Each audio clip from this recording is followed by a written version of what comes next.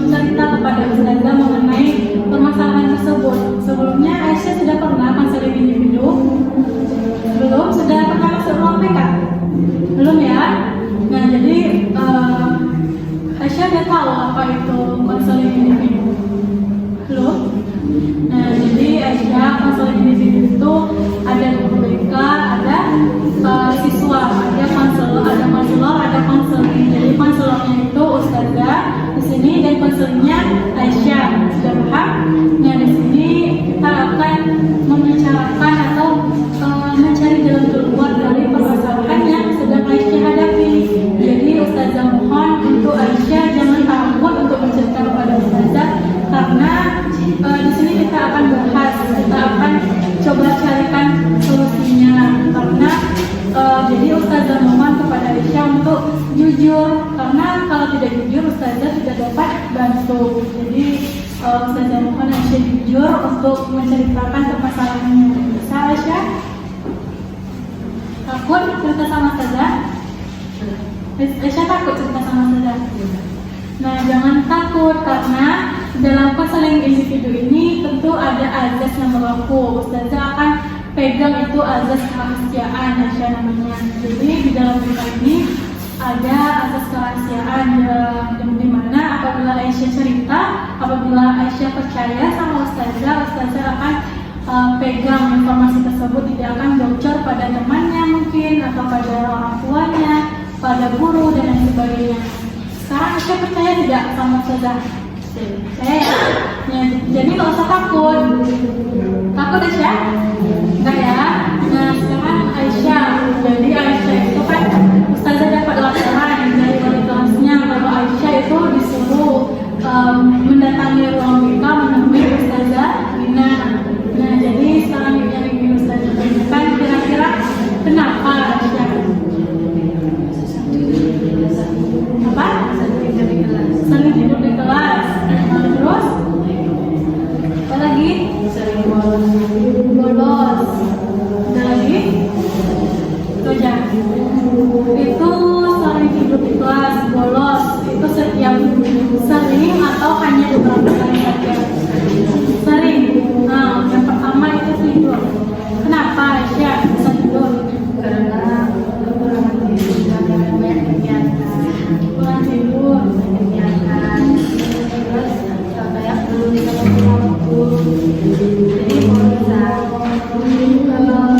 Kegiatannya itu dari jam berapa sampai jam berapa biasanya? Biasa dari jam 6 itu udah ke masjid, sholat maghrib itu sampai isya jam 8 lewat. Lalu nanti kita pulang dari masjid kegiatan mufrodat sampai pada Ustazah. Nanti kita dengan bacakan sampai jam 11-an. Nanti juga siap-siap tidur. Bisa tidur sebentar. Ngapain Aisyah? Nah, jadi kita cerita. Jam 3 bangun lagi, nanti ke masjid. Berarti jadwal tidurnya itu seharinya jam berapa? Jam 11 sudah selesai semua kegiatannya. Nah, jam 11. Tapi Aisyah tidur jam 12 lewat karena bercerita dulu sama kawan-kawannya. Nah, kawan-kawan yang lain kenapa bisa dan tidur di kelas? Nah, kira-kira salahnya di mana? Sekolahnya atau Aisyahnya? Aisyah ya. Nah, jadi yang pertama mungkin bercerita itu boleh, cuman kalau besoknya ada kegiatan, ada sekolah, Aisyah jangan melalaikan waktu. Aisyah kalau jamnya tidur ya Aisyah. Nah, tadi Ustazah dengar apa lagi masalahnya? Bolos. Nah, itu kenapa? Kemana biasanya? Bolos itu biasanya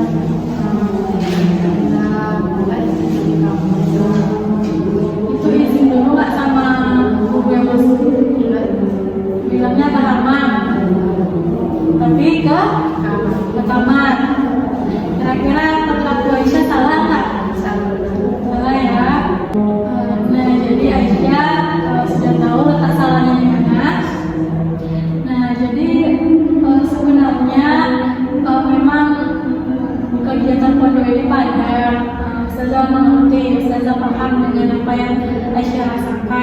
mungkin tidurnya kurang, kegiatannya padat, itu Ustazah paham betul.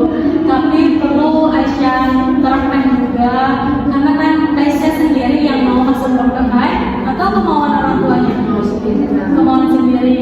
Nah, Aisyah itu harus komitmen dengan apa tujuan awal Aisyah. Apabila Aisyah ingin pondok, ya Aisyah harus patuhi aturan pondok. Pondok itu memang kegiatannya padat, harus disiplin, santrinya harus mematuhi aturan-aturan. Nah, jadi Aisyah memang harus benar-benar berkomitmen untuk memenuhi aturan tersebut. Karena apabila Aisyah patuh terhadap aturan, insya Allah nanti Aisyah juga akan menjadi lulusan yang bermanfaat nantinya.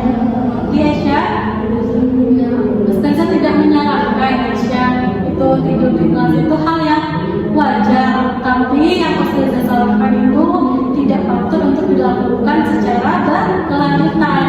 Jadi Aisyah itu misalnya dirasa capek, tidak enak badan, itu izinnya ke klinik, bukan untuk tidur di dalam kelas. Apabila Aisyah itu merasa badannya tidak sehat, mungkin karena kegiatan yang padat, itu Aisyah dapat izin ke klinik atau UKS sekolah. Jadi Aisyah tidak tidur, tidak bolos pura-pura ke kamar, ke hamam, tapi nyatanya ke kamar. Itu perilaku yang salah. Kira-kira Aisyah dari nggak masalahnya? Nanti itu bolosnya ada berapa kali sampai dipanggil sama wali kelasnya? Udah 3 kali. 3 kali. Itu di mata pelajaran apa? Jadi mata pelajaran TK sama IPS. Pelajaran matematika Aisyah emang gak suka atau waktu itu pas ngantuk aja? Ngantuk berarti mata pelajarannya suka ya. Nah, jadi Ustazah kan Aisyah untuk lebih semangat lagi belajarnya. Apabila kegiatannya padat, Aisyah harus pandai-pandai memanajemen waktu. Bisa Aisyah? Nah, bisa ya.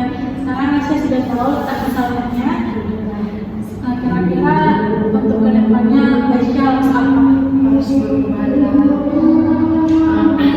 Gak boleh tidur kelas hari, gak boleh begadang lagi, waktu tidur. Gak harus kelas hari. Usia Aisyah sudah tahu apa yang harus Aisyah lakukan ke depannya. Nah, jadi mungkin ada lagi yang ingin Aisyah tanyakan.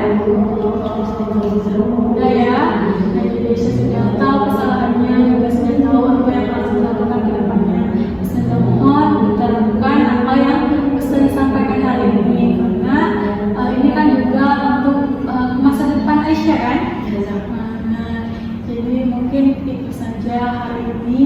Jadi Ustazah akan lihat perkembangan Aisyah ke depannya. Ustazah akan tanyakan pada wali kelasnya apakah masih sama atau sudah berubah. Nah, bisa ya Aisyah? Bisa. Nah, baik. Sekarang Ustazah tanyakan sebelum kita tutup, bagaimana perasaan Aisyah? Apakah sudah lega? Alhamdulillah lega. Udah ya? Takut lagi ke ruang BK? Enggak. Enggak ya. Nah, jadi Aisyah jangan takut, silakan